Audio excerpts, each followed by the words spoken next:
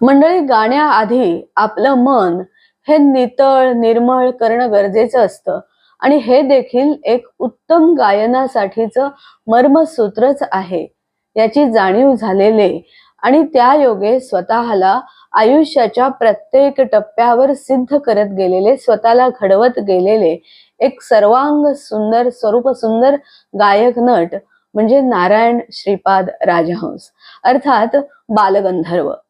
मंडळी, आपण बालगंधर्वांचं आयुष्य समजून घेण्याचा प्रयत्न करतोय. अभिराम भडकमकर लिखित असा बालगंधर्व या चरित्रात्मक कादंबरीच्या आधाराने जीवन रंग या सदरात त्याचा हा तिसरा भाग. जीवनाचे नानाविध रंग. जीवनाचे नानाविध रंग, नवे दृष्टिकोन, नव्या अशा वेगळ्या वाटा, एक जीवन राग चैतन्य देणारा, एक जीवन राग ना उमेद करणार आहे. कधी ओढ लावणाऱ्या लोभस वाटा, तर कुठे परतीचे दोर समूळ नष्ट करणारे चढण घाट. गहन गूढ अंधार वाटा, गहन गूढ अंधार वाटा, तरीही जाणवणाऱ्या प्रकाश वाटा. सप्तरंगांची उधळण करणाऱ्या प्रकाश वाटा. बेहोश रंग, बेधुंद रंग, जीवन रंग. बेहोश रंग, बेधुंद रंग, जीवन रंग. अर्पण पत्रिका. ज्यांनी संगीत रंगभूमीसाठी आपलं आयुष्य दिलं अशा सर्व ज्ञात अज्ञात रंगकर्मींना आदरपूर्वक अर्पण. नमस्कार. वाचनवेळच्या आजच्या जीवन रंगाच्या भागात मी मिनल घाटे खेडकर तुम्हा सगळ्यांचं अत्यंत मनापासून स्वागत करते. मंडळी, परकाया प्रवेशाची सिद्धी प्राप्त झालेले नटश्रेष्ठ बालगंधर्व अर्थात देवल मास्तरांचा तसा आशीर्वादच होता बालगंधर्वांना. देवल मास्तर बालगंधर्वांना काय म्हणाले होते माहितीये? नारायणा, नाटक हे नटाचे माध्यम आहे. पडदा उघडला की एक नवी सृष्टी समोर साकारू लागते. आपण विंगेत उभं राहायचं, स्वतःला विसरायचं आणि त्या सृष्टीचाच एक भाग होऊन जायचं. त्या भूमिकेत शिरायचं आणि त्या भूमिकेतच वावरायला लागायचं. संपूर्णपणे त्या भूमिकेत शिरायचं आणि त्या भूमिकेतच वावरायचं. जा नारायणा, तुला ती परकाया प्रवेशाची सिद्धी प्राप्त हो. मंडळी, देवल मास्तरांचा हा आशीर्वाद बालगंधर्वांच्या सदैव पाठीशी होता असं म्हटलं तरी चालेल ना. रंगमंच आविष्काराच्या सर्व सिद्धी प्राप्त झालेले हे बालगंधर्व. मंडळी, त्यांच्या आयुष्यातलं यश अपयश, सुख दुःख, अपमान मान सन्मान या सगळ्याचा धावता आढावा आज आपण या भागात घेण्याचा प्रयत्न करणार आहोत. धावता आढावा अशासाठी म्हटलं की हे सगळं खूप आहे, पराकोटीचं आहे आणि खूप आहे, त्यामुळे ते सगळं सांगणं शक्य नाही. आणि माझी अशी अपेक्षा आहे की थोडं मी सांगते, थोडं तुम्ही वाचा. आणि हे पुस्तक तुम्ही का वाचा ते मी शेवट सांगणारच आहे. आणि म्हणून मी थोडंसं सांगते आणि तुम्ही थोडं हे पुस्तक वाचा आणि त्याचा स्वतः अनुभव घ्या. या सगळ्याचा आढावा मी घेणारच आहे. पण त्यापूर्वी माझी नेहमीची अत्यंत नम्र प्रेमळ विनंती की मंडळी, माझा हा Ghate Minal Khedkar YouTube channel please like करा, कमेंट्स करा, सबस्क्राईब करा आणि सगळ्यात महत्वाचं त्याच्या व्हिडिओ लिंक्स तुमच्या मित्र परिवारात अत्यंत प्रेमाने आवर्जून शेअर करा आणि त्यांना सुद्धा माझा हा यूट्यूब चॅनल सबस्क्राईब करायला सांगा. मंडळी, बालगंधर्व त्यांच्या पहिल्या नाटकाच्या पहिल्या प्रयोगापासूनच बालगंधर्व होते.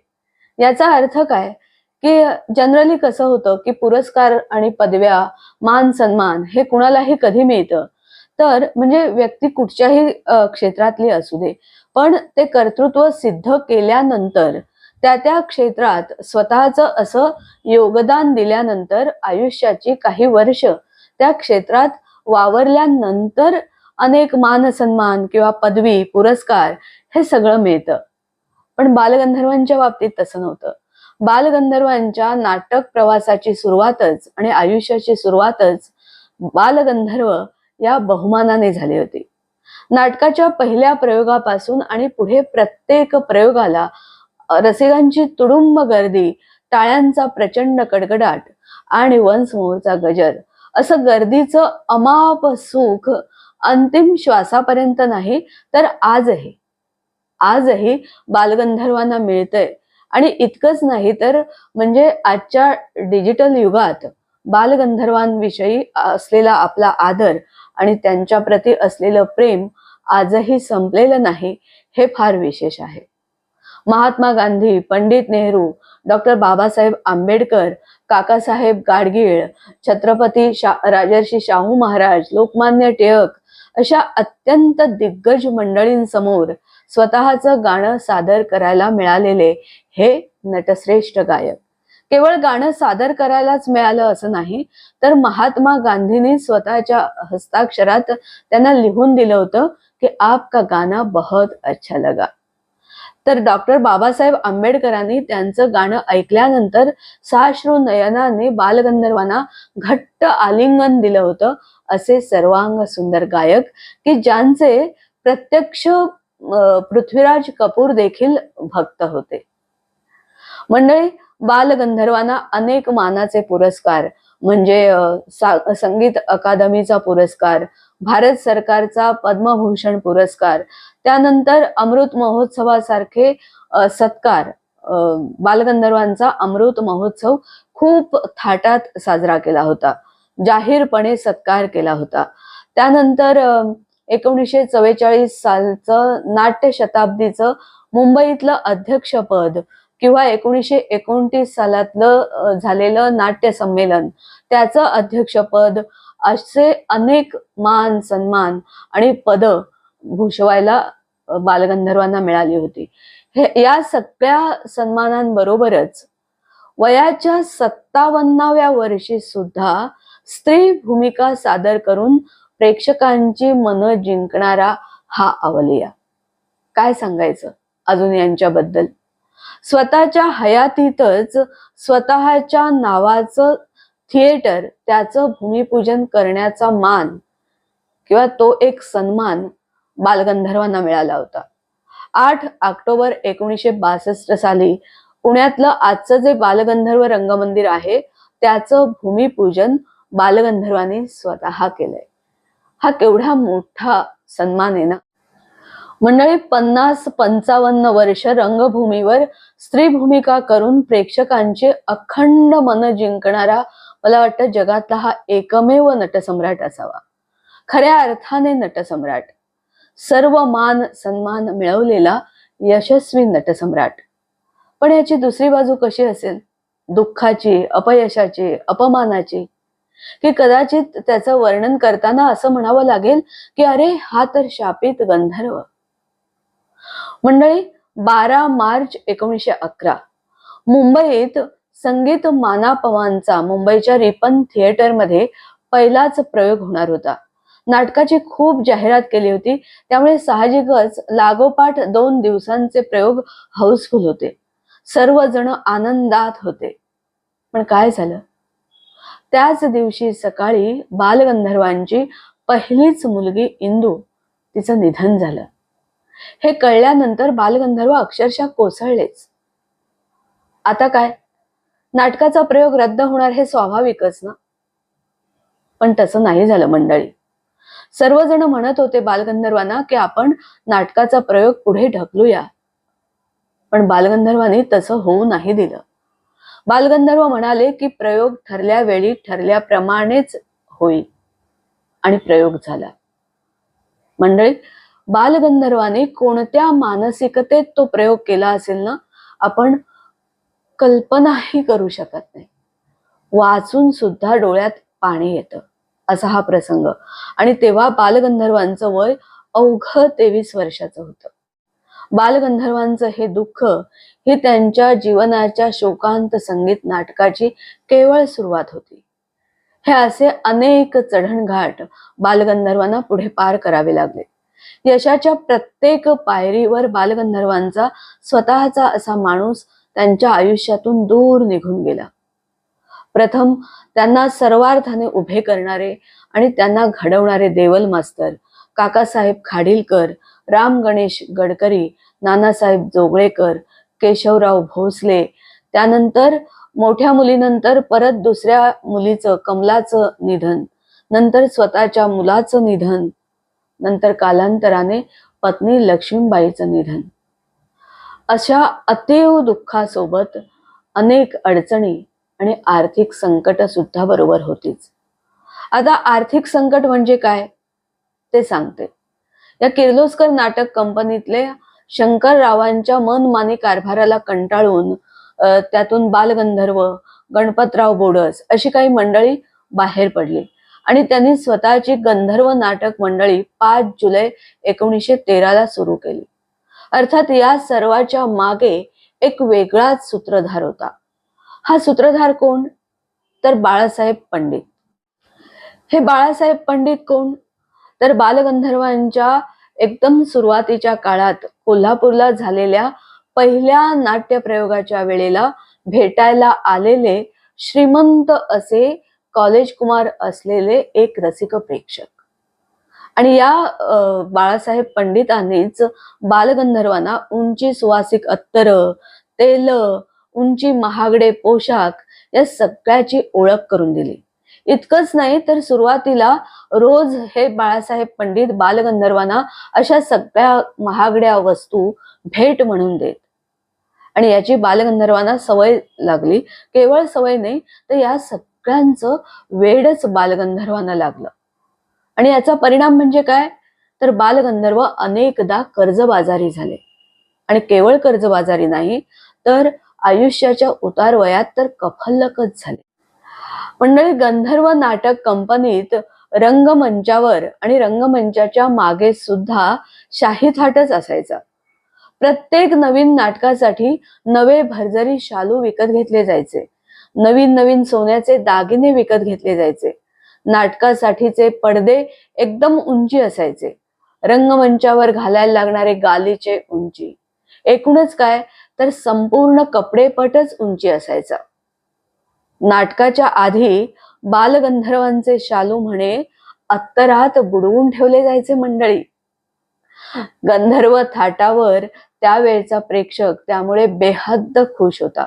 गंधर्व वेडे प्रेक्षक, आधीच ते गंधर्व वेडे आणि त्यात अजून गंधर्व वेडे, आणि गंधर्व थाटावर बेहद्द खुश.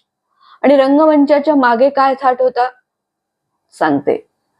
मंडळी, कंपनीतल्या सर्वांना जेवणासाठी चांदीची ताटं, वाट्या, भांडी, जेवणात भरपूर पदार्थ, नाश्त्याला पण भरपूर पदार्थ, आणि जेवायला माणसं कोण येत होती, कुठून येत होती, बाहेरची अनेक माणसं जेवून जायची. ही माणसं कोण आहेत, कुठून येत आहेत, कुणाला काही माहीत नसायचं. खाण्यापिण्याची रेलचेल होती. एकूणच काय तर गंधर्व नाटक कंपनीत सुरुवातीलाच मी म्हटलं तसं की रंगमंचावर सुद्धा आणि रंगमंचाच्या मागे सुद्धा शाही थाटच, श्रीमंत शाही थाट होता. पण याची दुसरी बाजू काय तर या राजेशाही थाटामुळे कंपनीकडे स्वतःचा असा पैसाच उरत नव्हता. आणि त्यामुळे वाट्याला कर्जबाजारीपणा आला. आणि कर्जबाजारीपणामुळे अपमान सहन करावा लागला आणि उतार वयात तर कफल्लक असला. मंडळी, एक प्रसंग सांगते. एकदा बालगंधर्व नाटकाच्या दौऱ्यावर चालले होते आणि ट्रेननेच चालले होते. प्लॅटफॉर्मवर खूप गर्दी होती आणि या गर्दीतून एक पठाण गंधर्वांसमोर आला आणि त्यांच्याकडे पैसे मागू लागला.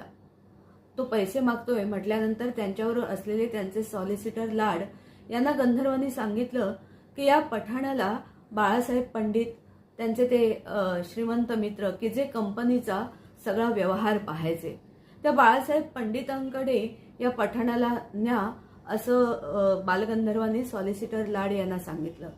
त्या लाड यांनी सांगितलं की बाळासाहेब पंडितला कालच सोलापूरला अटक झाली आहे कर्ज बुडवल्याबद्दल. आणि मंडळी, ही कर्जाची रक्कम किती होती माहितीये का? 1,80,000. 1,80,000 हे त्यावेळेचे की ते साधारण साल होतं 1919-20. अशा काळात 1,80,000 रुपयांचं कर्ज, आणि ते बुडवलं या बाळासाहेब पंडितच्या व्यवहारामुळे. कर्जबाजारीपणा वाट्याला आला गंधर्व नाटक कंपनीला आणि आपल्या डोक्यावर आपल्या कंपनीवर एवढं मोठं कर्ज आहे हे बालगंधर्वांना माहितीच नाही. कारण सगळे व्यवहार तर हा बाळासाहेब पंडितच बघायचा आणि त्याच्या या सगळ्या व्यवहारांमुळे बालगंधर्वांच्या वाट्याला हे नामुष्की आली. तेव्हा त्यांचं वय अवघं 33 वर्षांचं होतं. केवढी तरी सगळ्यांसमोर आलेली ही नामुष्की कर्जबाजारीपणा आणि पंडित याच्यामुळे. मंडळी, कुणावर किती विश्वास ठेवावा हे कळलं पाहिजे ना, पण ते बालगंधर्वांच्या कधी लक्षातच आलं नाही. अर्थात त्यानंतर बालगंधर्वांनी स्वतःच्या हिमतीवर स्वतःच्या कष्टाने कुणाचीही मदत न घेता ते सगळं कर्ज फेडलं, पण त्याला काही काळ जावा लागला. मंडळी, आपल्याच मित्रानं पंडितनं केलेल्या विश्वासघाताचा धक्का, कर्जबाजारीपणामुळे वाट्याला आलेला अपमान आणि पैशाच्या चिंता आणि सोबतच आयुष्यातली इतर अनेक दुःख आणि अडचणी या सगळ्यांना पाठीवर घेऊन बालगंधर्वांचा नाटक गाण्याचा प्रवास हा चालूच होता. पुढे काही काळानंतर बोलपट सुरू झाले आणि नाटकाला थोडी उतरती कळाही लागलीच. अशा वेळेला व्ही शांताराम यांनी बालगंधर्वांना चित्रपटात काम करण्यासाठी खूप आणि खूप समजावलं आणि बालगंधर्व चित्रपट करायला तयार झाले. तेव्हा त्यांचं वय होतं 46 वर्षांचं. बालगंधर्वांनी व्ही शांताराम यांच्याबरोबर धर्मात्मा नावाचा चित्रपट केला, पण मंडळी एकच चित्रपट केला, कारण बालगंधर्वांचं या चित्रपट माध्यमात मन रमलंच नाही. चित्रपट कारकिर्दीतलं त्यांचं हे अपयश हे मला वाटतं बालगंधर्वांच्या संपूर्ण कारकिर्दीवरचं, अभिनय कारकिर्दीवरचा एक डाग असंच म्हणावं लागेल. मंडळी, काय होतं हे बालगंधर्वांचं आयुष्य? मान अपमान, यश अपयश, सुख दुःख हे सगळं पराकोटीचं आणि हातात हात घालून एकत्रच पुढे जाणारं. पण अशा वेळेला महत्वाची असतात ते आपल्या बरोबर असणारी, आपल्याला साथ देणारी आपली माणसं. बालगंधर्वांबरोबर असणाऱ्या, बालगंधर्वांना मार्गदर्शन करणाऱ्या आणि बालगंधर्वांना घडवणाऱ्या सगळ्यांनाच विनम्र अभिवादन.